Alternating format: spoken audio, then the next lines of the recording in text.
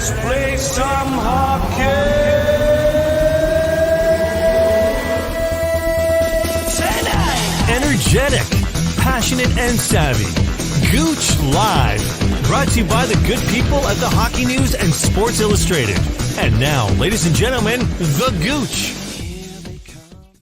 Hey, Gouche Live right here, brought to you by those good people at the Hockey News and, of course, Fired Up Network. And I've got a guy that's going to get you fired up just in a few seconds. But I want to tell you something. It's COVID. Everybody's talking about it. Obviously, we'll have to chat just a little bit about what's going on in the National Hockey League with the Olympics. Joe Pascucci knows it all, and he's going to give us his opinion. But I got to tell you today, I had to go see a good friend.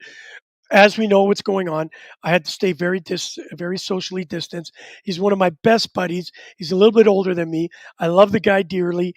We met in his garage. Tony was with me, and he came to give me a hug. And his wife, no, stop. And he couldn't give me a hug. And if you know it, I am a hugger. And Dick Flynn, my friend, is a hugger. Or maybe that's a bugger. And it was just one of those surreal moments where you thought, we can't do this.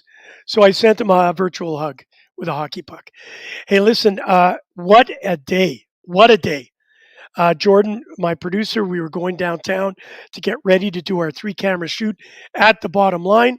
And as we were getting everything organized, we got the message.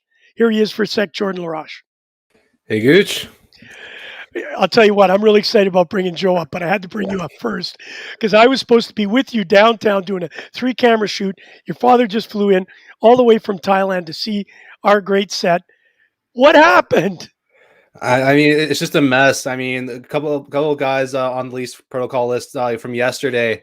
I mean, it's just an ugly scenario. We heard today that a couple of them have symptoms now as well. So this whole thing is just scary. And I mean, I don't know what to say. I mean, I'm speechless. I'll tell you what to say. It's Tyler Myers. He's the one that created all this because as soon as he was announced, and he's a Winnipegger, so I guess, or well, he wasn't a Winnipeg. He's not a Winnipegger, but he was. And he was a very good hockey player. Yeah, I know yesterday we said, let's stop talking about COVID, but holy shit, it's just, it's growing a life on its own. I know. My phone's just blowing up. I think we have a couple more guys on COVID protocol. All right. TJ Brody, Jack Campbell, Travis Dermott, and Sheldon Keefe.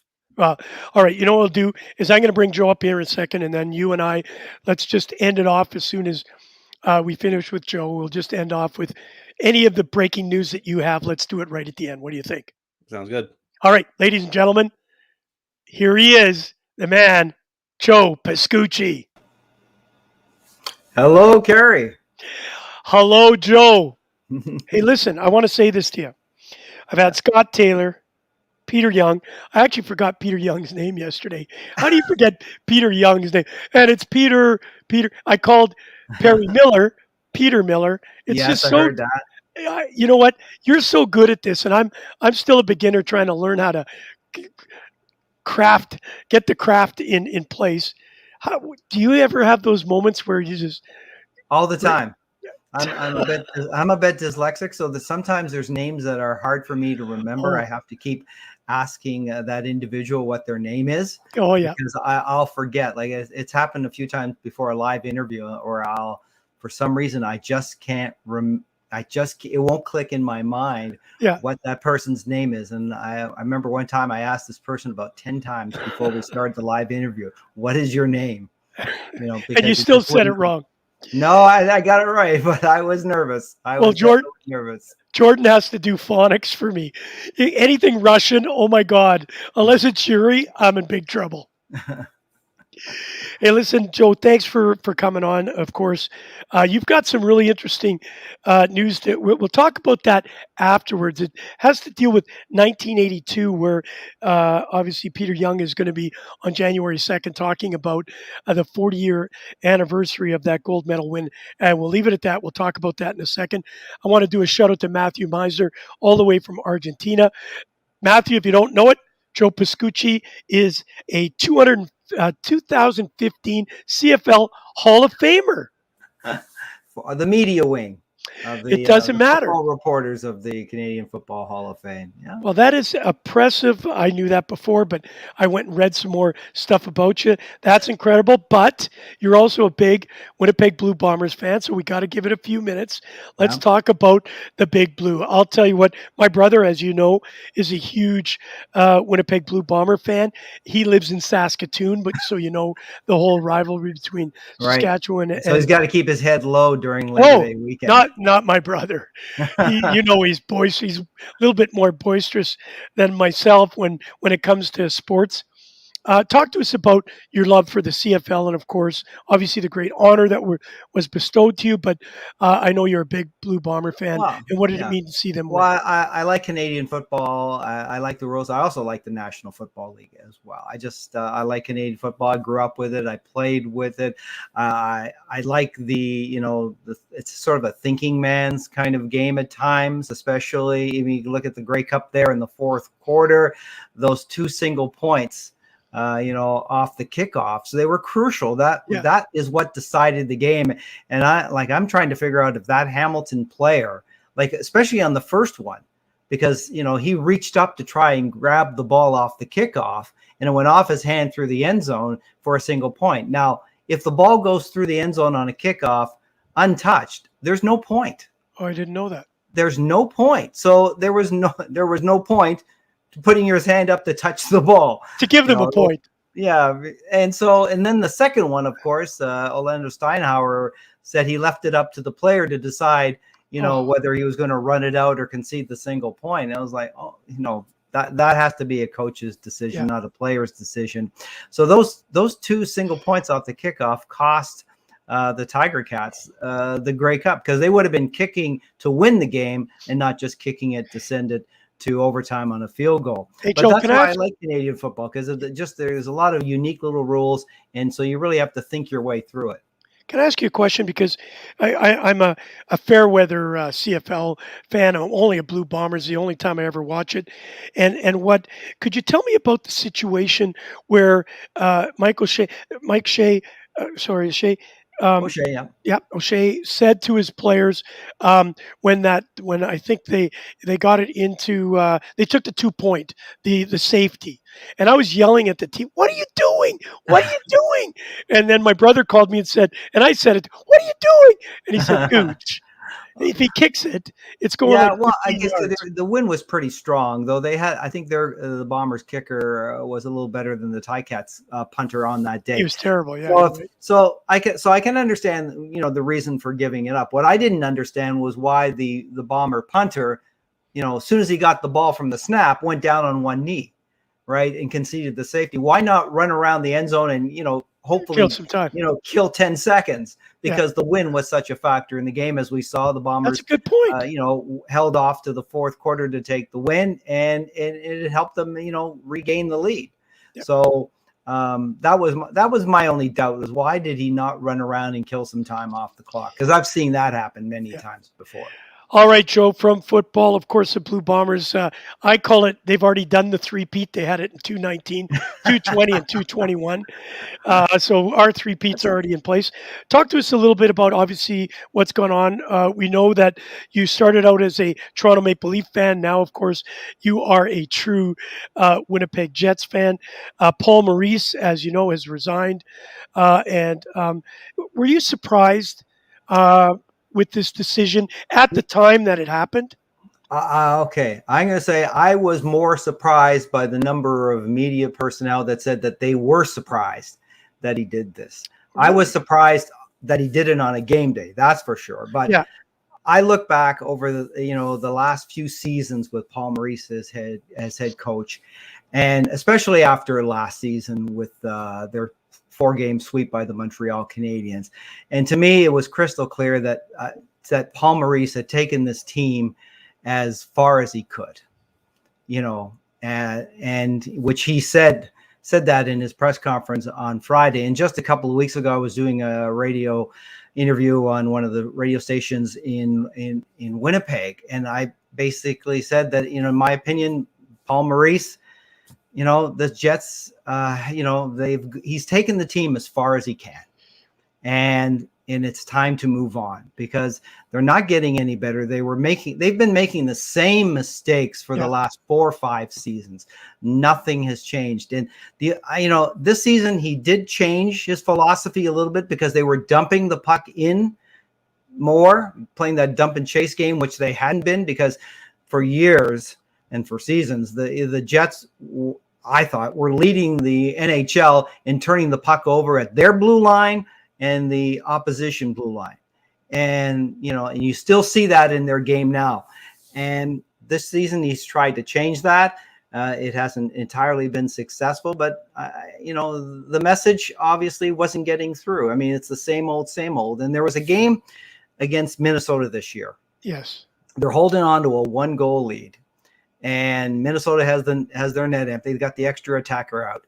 So he's put out Kyle Connor, Mark Scheifele, and Stastny. And Connor's got 2 goals in the game. So he's trying to reward him by getting him the hat trick goal. But Minnesota is all over that unit. And, for a good minute or more. And fortunately for the Jets, they don't get scored on, but they go the other way and they score a goal into the empty net. But video review shows that Kyle Connor was offside. That's right. So the goal was disallowed. I recall this. So what happens when they drop the puck again? Who does Paul Maurice have out there? He's got Kyle Connor, Mark Scheifele, and Stastny. And this time, Minnesota scores. Yeah, we lose in overtime. Overtime, where they win. And then you look at the Edmonton game. They had a great 2 games against Edmonton. And they win the first game. The second game was back and forth, one of the best hockey games of the season. Connor McDavid gets a 4-minute penalty, right? He has the same 4 players on the power play for most of the 4 minutes. They do not score. The Jets lose. And since that game, and since that power play, that 4-minute power play, the Jets have not looked the same. And I have noticed in Paul Maurice's press conferences, after games in the past few seasons, whenever they lost, he'd be really angry. He'd be very short and curt. Right. This season, not so much. Not at all. Not angry at all. Not visibly angry. So I noticed that kind of change in his personality.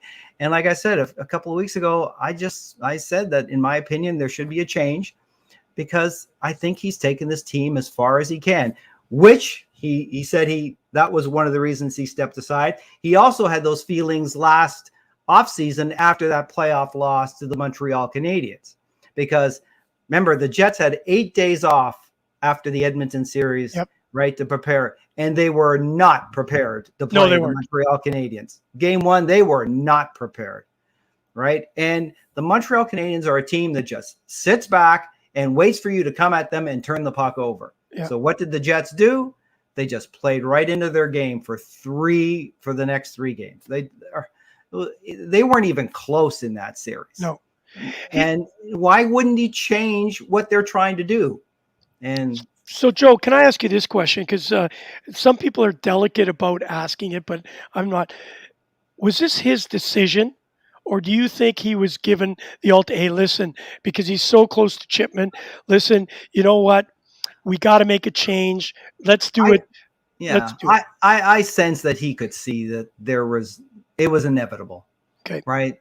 And I think that he had, that there's too much respect both ways, Mark Chipman and Kevin Cheveldayoff, for the job that Paul Maurice did after taking over from Claude Noel and taking this team as far as he can, to the conference finals against Vegas, and how he has, built up this team. And Paul Maurice has too much respect for Mark Chipman and Kevin Cheveldayoff to just hang on, and force them to make that decision to have to let him go. So I think he knew that, he wasn't going to be able to turn this thing around. So it's best to leave. He said that they needed to hear a new voice, right? Maybe delivering the same message, but a new voice. But I'm beginning to wonder, is Dave Lowry a new voice? No. He's the same voice. Yeah.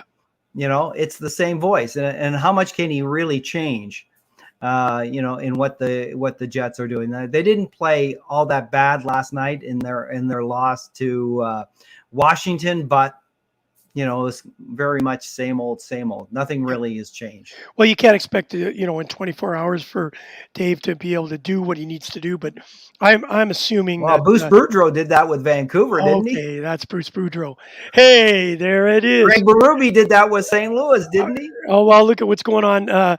Mike Yeo in Philadelphia is not doing so great. No, hey, listen, I wanted to go. That's an assistant coach moving into that position. Yeah. So I want to change a little bit of the thought now.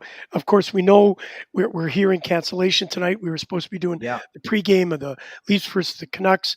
Obviously, the games are falling to the wayside. Here's a great comment by Al Kerr saying, here's a thought. All sports should have a 3-week break near the halfway point to clear up some of the injuries and to go into a COVID protocol. What are your thoughts? I'm just going to say before that, I would think the break should come now. Don't go to the Olympics and use that 3 weeks to do and catch up. Your thoughts, Joe?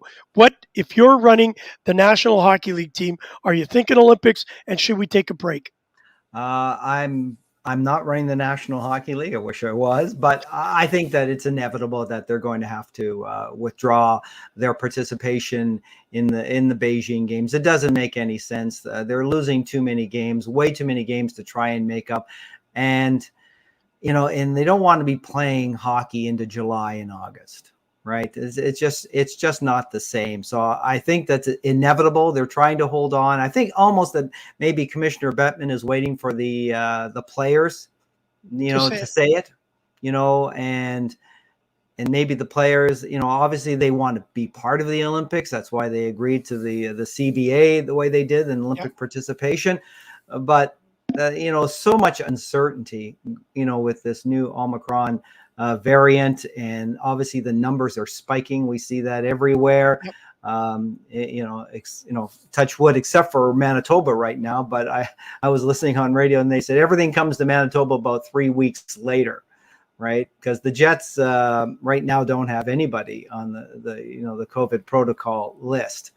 So, touch wood, that continues. But Nate Schmidt was sent home from practice today. They said he wasn't feeling well. Oh, boy. So I just can't see, the NHL deciding that they're still going to go to the Olympics, then come back and try to make up all these hockey games. And there's going to be more, because this variant the way that it spreads so quickly, multiplying by 2 every few days, it seems.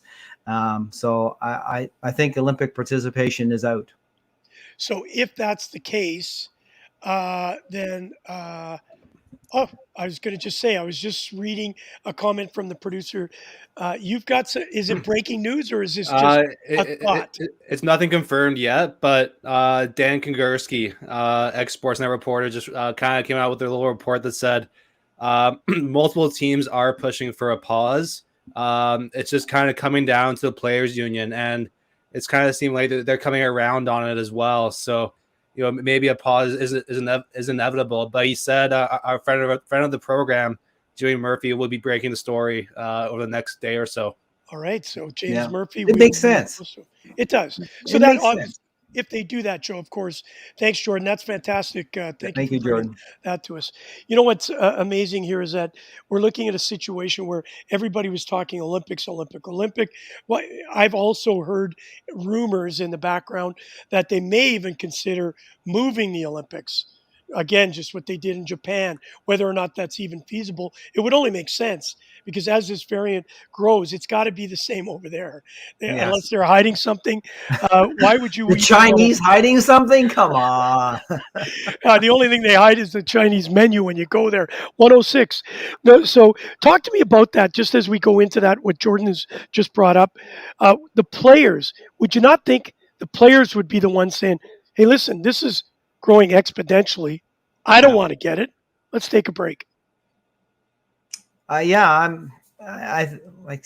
sometimes, the players, I would think don't like the owners telling them what to do.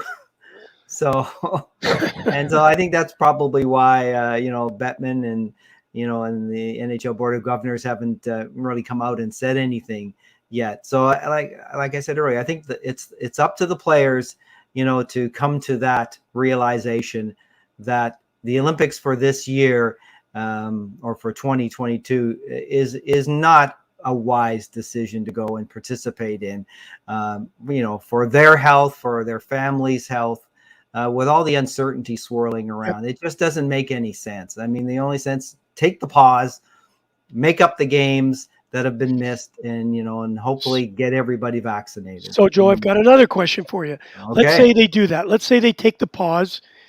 It continues on spiking. Do they decide to maybe go back to the concept of, this was actually Scott Taylor giving me this thought, that they go back to the North Division? Because the border is going to get very tight as this increases. There's no way the Canadian government can pull it off and stop everybody from traveling and allow athletes to come back and forth. So could they go into a somewhat of a bubble again, halfway? Let's say it's halfway through the season. I think anything is possible, right? I mean, the NHL has TV commitments, right? They've got a brand new TV package, of course, with TNT and the ESPN, and they're getting all that money from Sportsnet. But they only get that money if they, provide the games for those networks to broadcast. So, they're going to do everything in their power to get games played. And if that means going back to a North Division, I can see that happening. Yeah. I wouldn't rule it out. It makes sense. I'm sorry, Joe. Sorry for interrupting. Hey, a great comment here. I was getting excited because Marty Roberts is on with our pregame show with the Fired Up Network. As you can tell, we're not having a pregame show tonight, but just cancel the Olympics. That's the easy decision. Then everything else after that. I believe that they should come to, they must be in discussions right now. Okay, listen, here's where we're at. And the most important thing, owners are going to lose a ton of money no matter which way it goes this year. Yes. So the best thing would be is eliminate the Olympics, because then that'll allow them to make up some of the funding, in that 3-week period that they've got out. So I'm hoping that the most important thing is the health of everyone. Players. Yeah, the players, the support families, staff. Yep. That's the most important thing. And there's no need to put yourself in jeopardy or at risk. All right. So then the next question that comes is the World Juniors. Of course, we're going to talk about the 1982 right after this, but the World Juniors, they are getting ready. Maple Leafs Campbell Keefe among 5 additions to COVID protocol. This is getting silly. Sorry, that's just coming here now. So with the World Juniors, obviously these teams are getting ready to travel from all over the world, and we're putting restrictions on for people to be leaving on vacations or maybe going to see family members in any other country. Yet we're going to allow all these young men to fly in. Do you think there's any jeopardy on the World Junior Hockey Championships in Edmonton this year? Can they maybe do the bubble that they did last year, or what are your thoughts, Joe? Well, I mean, I don't think. I mean, like, I'm not a doctor and I can't play one on TV. Yes, you can. You'd almost think it's impossible, for them to have fans in the stands. So even a reduced number, you're going to have to play. I would believe in a bubble. You're going to have to quarantine all the teams, put heavy restrictions on, fans, media, players, coaches, the ice maker, right? The concessionaires, I just think it's such an, overwhelming, daunting task but they've done it, Joe. They've done it, yes, but they had time to prepare for it. Yeah, true. This is just coming on. So, I mean, they have the experience to do it. Yep. So, I mean, it would seem to make the most sense. Yep. Right now. Well, again, it just seems to make the most sense. That's going to be that decision's going to have to be made very quickly. I'm looking forward to hearing how they're going to take this one. It was 1982, January 2nd, 1982. January 2nd. Yeah, World Junior 2022. Championships. Canada wins for the first time ever the World Junior Championships, and then Peter Young is going to rebroadcast the game that really nobody in Canada has ever seen except for highlights on Gouche Live. Yeah. And I just wanted to add a little more historical significance to why Fantastic. that game is important. So you got to look back to, let's say, 1976. Canada's not part of Olympic hockey yet because we had pulled out after 1970 when they wouldn't allow professionals to play, at the World Championships for Canada. And we didn't participate in the 72 Olympics. So 76, we go back, but we're not in the Olympics. So we're back at the World Championships, 76, 77, we don't win. We hardly medal in those early years. 1976, the Challenge Cup, the NHL against the Russians, right? The Russians win 6-0 in that final game.